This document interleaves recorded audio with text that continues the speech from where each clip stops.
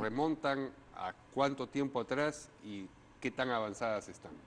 Son unas memorias vivenciales, no solamente de un periodo político, o sea, unas memorias desde que él está viviendo con sus padres, desde que está en el hogar.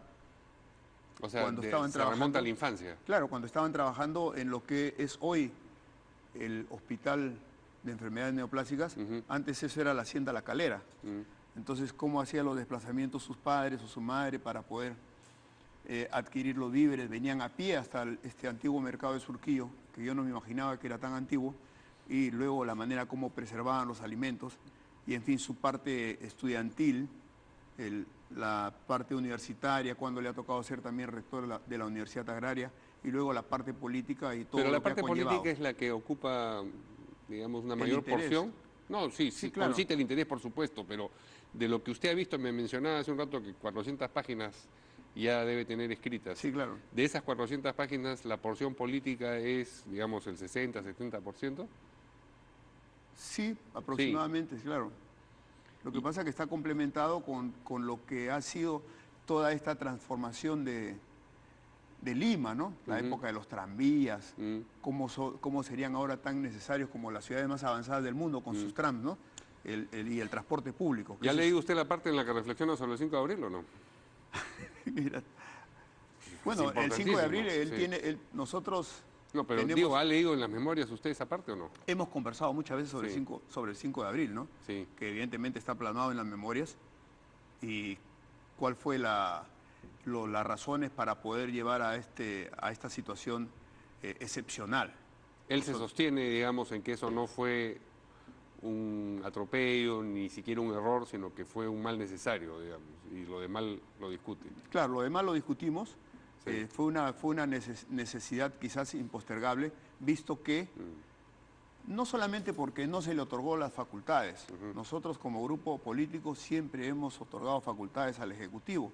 A él, acuérdate, que hasta junio del año 91 no se le otorga facultades. Es un presidente que no maniatado. Van a hacer unas memorias... Permíteme que te haga este recordar, Mario. Sí, dígame. En diciembre se saca la ley de control de los actos presidenciales. Ahí sí fue un golpe al Ejecutivo.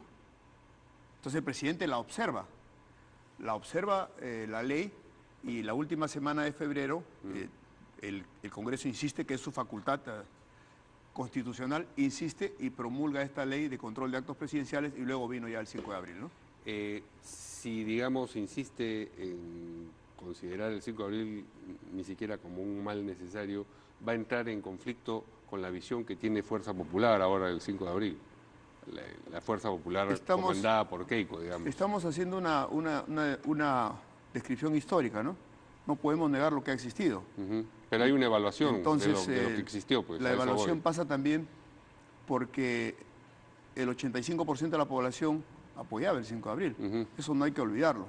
Claro, pero... ¿Que es una medida excepcional, única y irrepetible? También, como lo señala la Fuerza Popular, no pretendo entrar ahora en la discusión. Por supuesto, las encuestas no sustituyen a la OMPE ni al Jurado Nacional de Elecciones a la hora de determinar quién gobierne, cómo gobierna. Y sobre todo después de que hemos escuchado al presidente hablar de las encuestas, ¿no? Entonces ya nos entra. Pero lo que estaba procurando señalar es que si esa es la evaluación que hace el ingeniero Fujimori el 5 de abril, hay un conflicto con la lectura que da en este momento Fuerza Popular respecto del 5 de abril.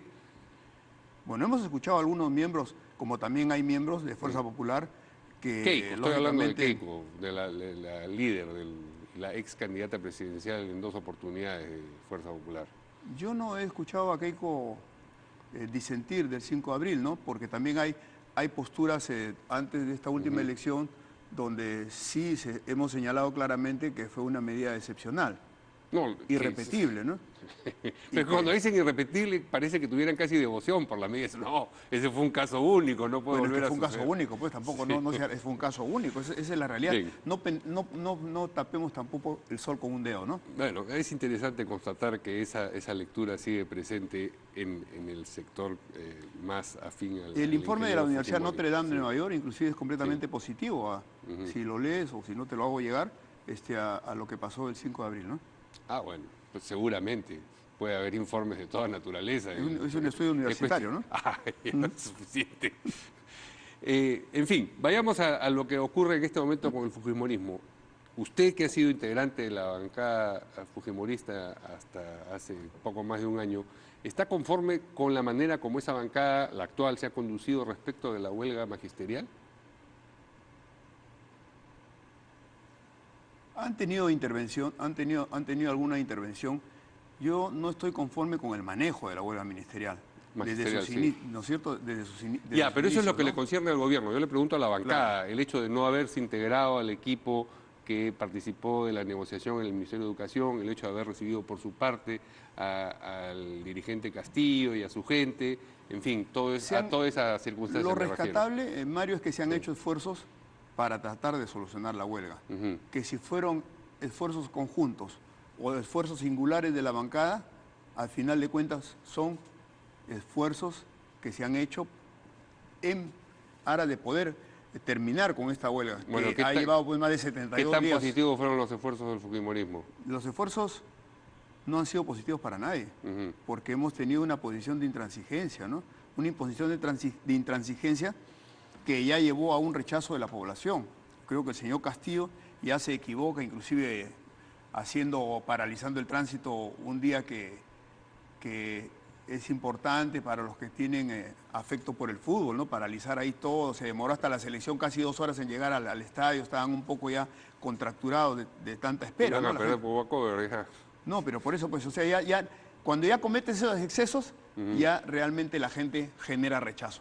Puedes tener simpatías, aprovecha las simpatías para lograr consensos y justamente que se cumplan los objetivos que has tenido. Si usted hubiera formado parte de la bancada de Fuerza Popular, ¿habría estado dispuesto a que esa bancada o representantes de esa bancada recibieran aparte al señor Castillo y que esa bancada no participara de esta comisión que en el Ministerio de Educación estuvo en la negociación? Es una bancada, tienes que respetar que es la bancada mayoritaria y lógicamente tiene un peso específico dentro de lo que es el poder legislativo. Yo sí estoy de acuerdo con los esfuerzos que se han hecho para poder conjurar la huelga. Muy bien.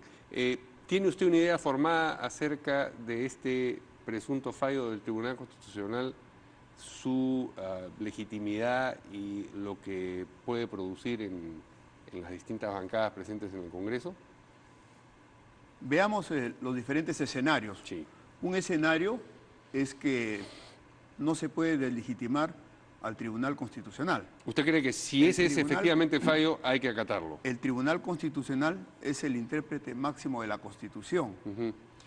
Y si una ley está justamente violentando la Constitución o chocando con la Constitución, ahí viene la intervención del Tribunal Constitucional.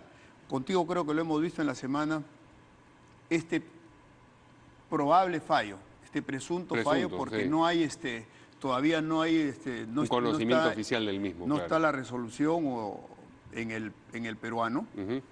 Cuando hablan del criterio de conciencia, es cierto, si los jueces tienen un criterio de conciencia para resolver, ¿por qué tienes que conculcar el criterio de conciencia que pueda tener un congresista sobre tal o cual tema?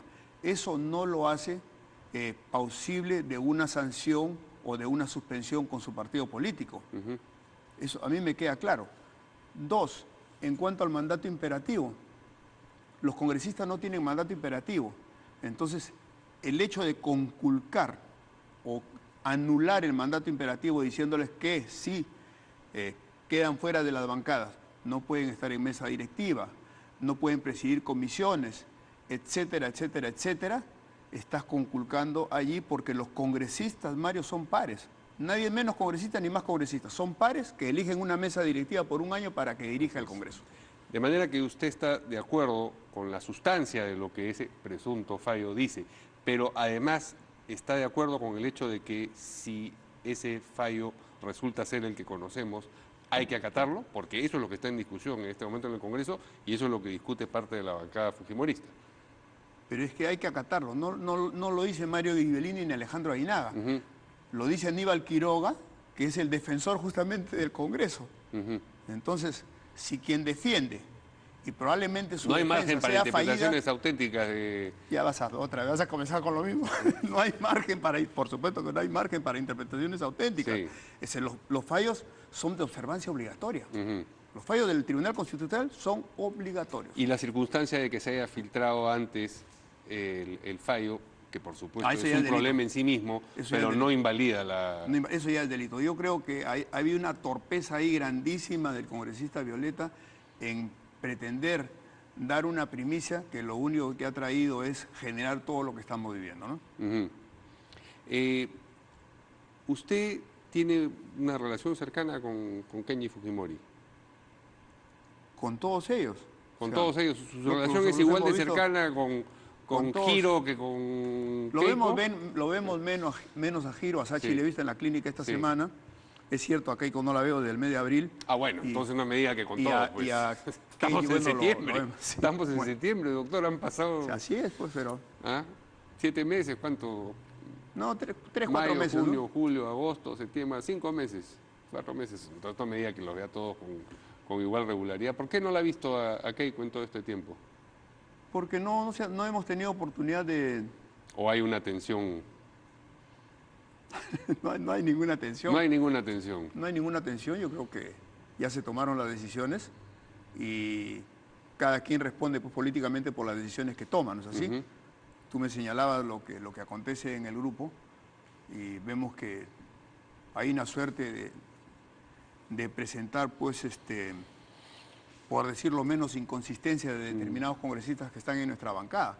Pero no es el problema de ellos, el problema es de quién los escogió. Del liderazgo. Ah, ¿no es cierto? ¿de quién los escogió para que postularan originalmente? Claro, ¿quién los escogió?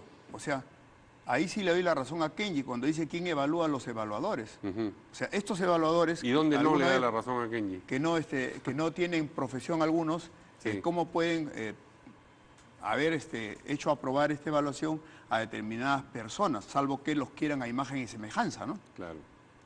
No, si se entiende claro lo que está diciendo. Pero dice, ahí sí le doy la razón a Kenji. Pues ¿Hay un espacio en el que no le da la razón? Por ejemplo, cuando Kenji dice que no es el momento para la interpelación de la ministra de Educación, ¿usted está de acuerdo o en desacuerdo con él? Mira, la ministra de Educación en estos momentos yo creo que está más que en cuidados intensivos, ¿no es cierto? Está ya con las funciones vitales prácticamente al borde de desaparecer.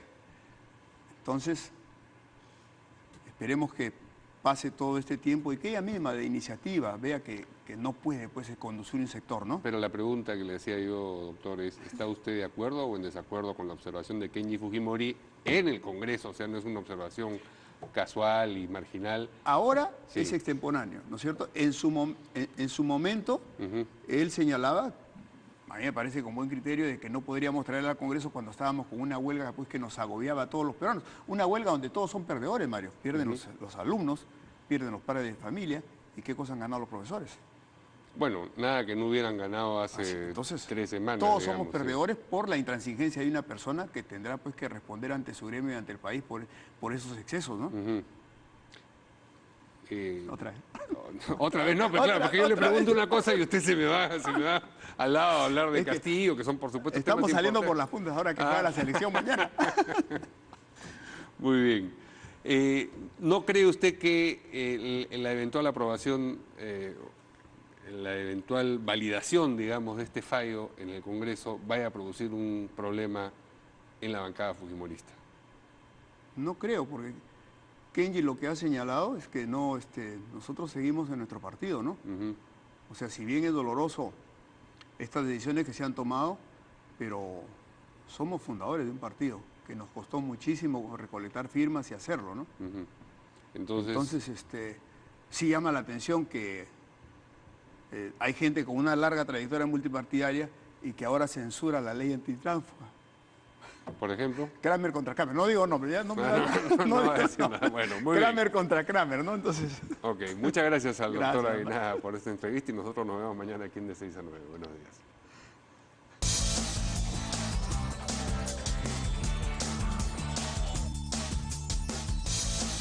San Mateo, auténtica agua de manantial.